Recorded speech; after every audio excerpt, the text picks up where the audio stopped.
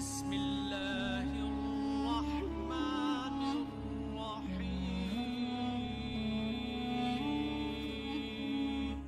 ایک ایسا جابر و ظالم بادشاہ جس نے کعبہ کو نظر آتش کیا اور اللہ کے گھر پر پتھر برسائے، مسجد نبوی میں گھوڑے باندھے گئے اور ان کا پیشاب اور گندگی منبر اطہر پر پڑے۔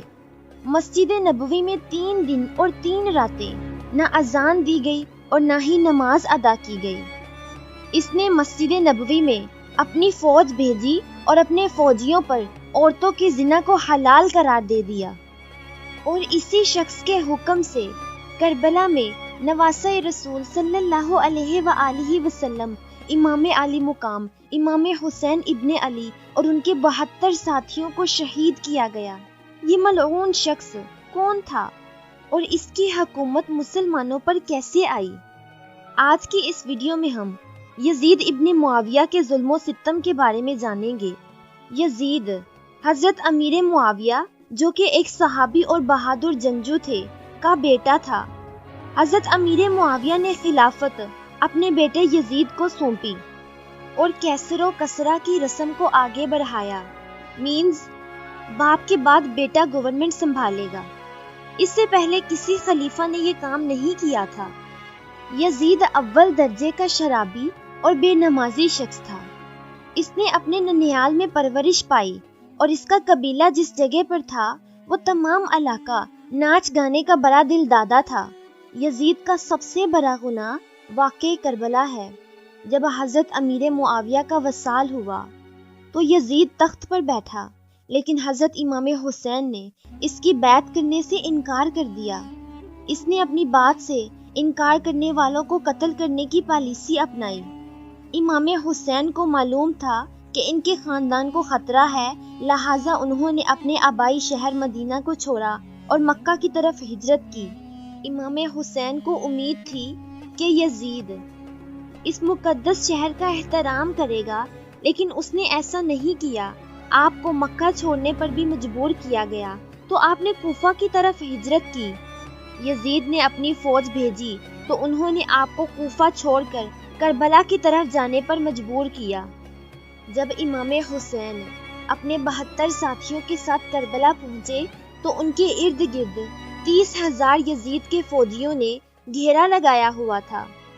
پانی تک محدود رسائی کے باوجود حسین نے ہار ماننے سے انکار کر دیا۔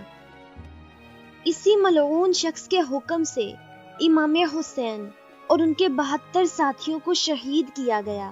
معصوم سے بچوں پر بھی رحم نہیں کھایا گیا۔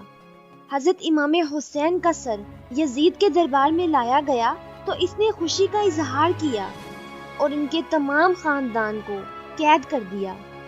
جب لوگوں کو واقعہ کربلا کی خبر پہنچی تو جن لوگوں نے تلوار کے زور پر بیعت کی تھی وہ بھی میدان میں آ گئے۔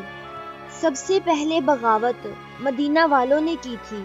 یزید نے اپنی فوجیں مدینہ میں بھیجی، بہت قتل عام ہوا۔ مسجد نبوی میں انہوں نے اپنے گھوڑے باندھے، گھوڑوں کا پیشاب اور گندگی منبر پر پڑتے رہے۔ 3 دن اور 3 راتوں تک نہ کوئی اذان ہوئی اور نہ ہی نماز کا اہتمام کیا گیا۔ اس ملعون شخص نے پاک اور معصوم عورتوں کے زنا کو اپنے فوجیوں پر حلال قرار دے دیا۔ مدینہ کی بغاوت کے بعد مکہ والوں نے بھی بغاوت کی۔ عبداللہ ابن زبیر نے مکہ و مدینہ میں اپنی خلافت قائم کر دی اور یزید صرف شام تک محدود ہو کر رہ گیا۔ یزید نے عبداللہ ابن زبیر کو قتل کرنے اور ان کی خلافت کو ختم کرنے کے لیے اپنے گورنروں، سپہ سالاروں کو بھیجا۔ خانہ کعبہ کی بے حرمتی ہوئی، خانہ کعبہ کے غلاف کو پھاڑا گیا، اس پر پتھر برسائے گئے، اسے نظر آتش کیا گیا، حتیٰ کہ اس کی ایک دیوار بری طرح خراب ہو گئی۔ کہا جاتا ہے کہ اسی جنگ کے دوران یزید کی موت واقع ہو گئی۔ یزید کی موت کے بارے میں مختلف قصے سننے کو ملتے ہیں۔ کچھ کتابوں کے مطابق یزید واقعہ کربلا کے کچھ روز بعد ہی ایک ایسے مرض میں مبتلا ہو گیا جس کا علاج ناممکن تھا۔ اس کی آنتیں گلنا سڑنا شروع ہو گئی اور جسم کے اندر کیڑے پڑ گئے۔ پانی پیتا تو اس کا جسم جلنا شروع ہو جاتا اور اسی مرض کے ساتھ وہ مر گیا۔ کچھ کے مطابق اسے ایک لڑکی نے قتل کیا، یہ کہہ کر کہ جو اپنے نبی کا سگا نہ ہو سکا وہ میرا کہاں سگا ہوگا۔ بہرحال اس کی موت کے بارے میں کوئی ایسا واقعہ نہیں ہے جس پر تمام لوگ متفق ہوں، لیکن یہ کافی بری موت مرا تھا۔ اس کے لیے دنیا میں بھی عذاب تھا اور آخرت میں بھی۔